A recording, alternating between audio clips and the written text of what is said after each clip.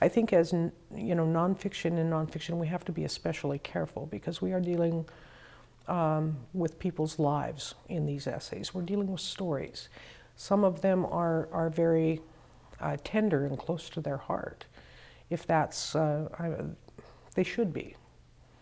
But they should also be safe to experiment with style, to be brave with story, and to put things forward and not feel as though they're going to be under siege because of it. And so we accept all kinds of stories in nonfiction, and all we ask is that they be well told, that they be well executed. And then our job as workshop participants is to give our best criticism toward that end. All of those elements are also found, of course, in fiction. And as we know, literature depended upon fiction to tell the true story that could not be approached in nonfiction. And that's changed now in the last 50 years.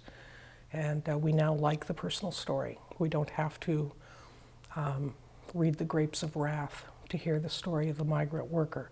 We look for the migrant worker. We look for that voice. And that's a tremendous upsurge in personal stories, wanting to hear it, the real story instead of the imagined one is a new element of literary work.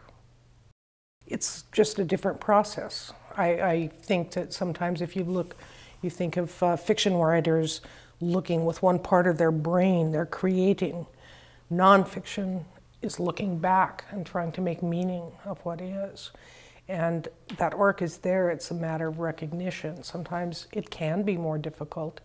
I tell students that writing fiction is like knitting a sweater.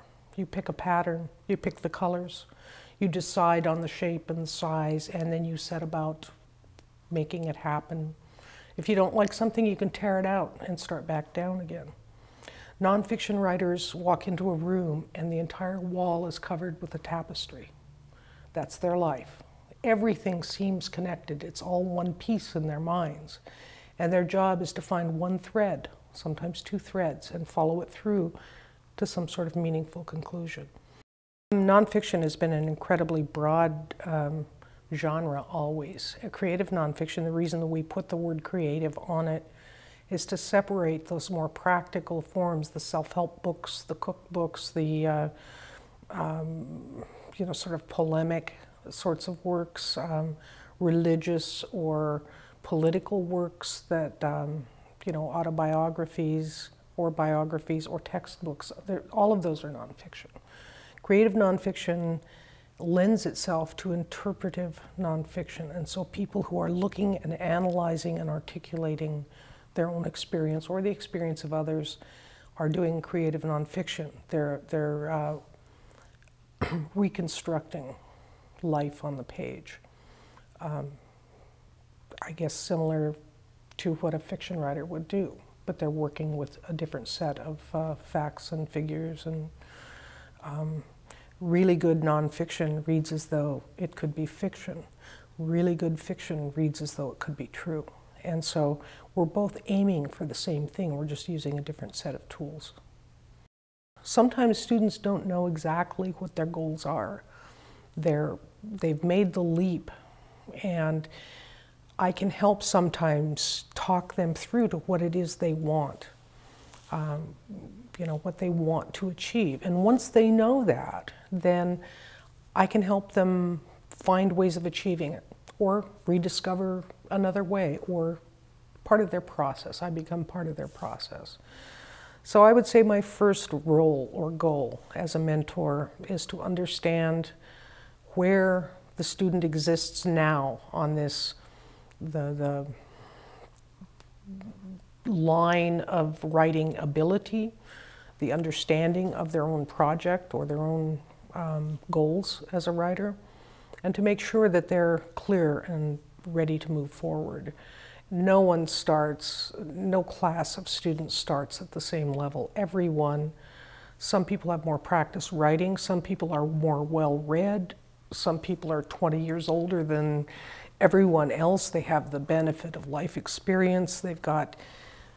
They're far ahead in some ways and perhaps behind in others. And so everyone is at a different place on this scale of being a writer, or even having the hubris to call themselves a writer. That, takes a year or so right there.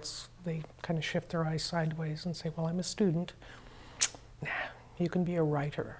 You can be a writer. All you have to do is write. And if you're not exceptionally good at it right now, or if you have flaws, you get better only by writing. That's how you do it. And so you just have to keep after it. I learned that precision counts.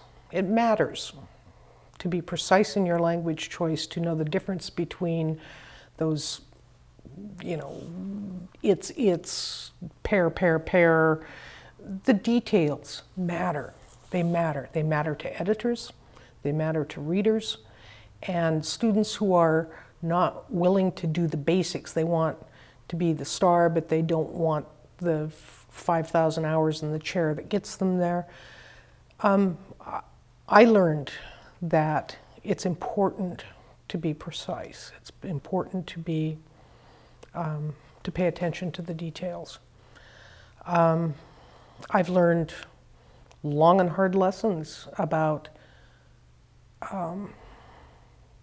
embellishment, how or why not to embellish for the sake of what we consider truth. It's important to remain as close and as honest to the facts as we can. And especially when there's this little voice in your head saying, well, that's the truth, but it's not the fact. Is that good enough? And I'm here to say no. No, most often it's not. You need to, if you're writing nonfiction, be honest. And if you are embellishing, you need to say so. Mary Blue would say, write what you write and call it what it is. And it's really as simple as that.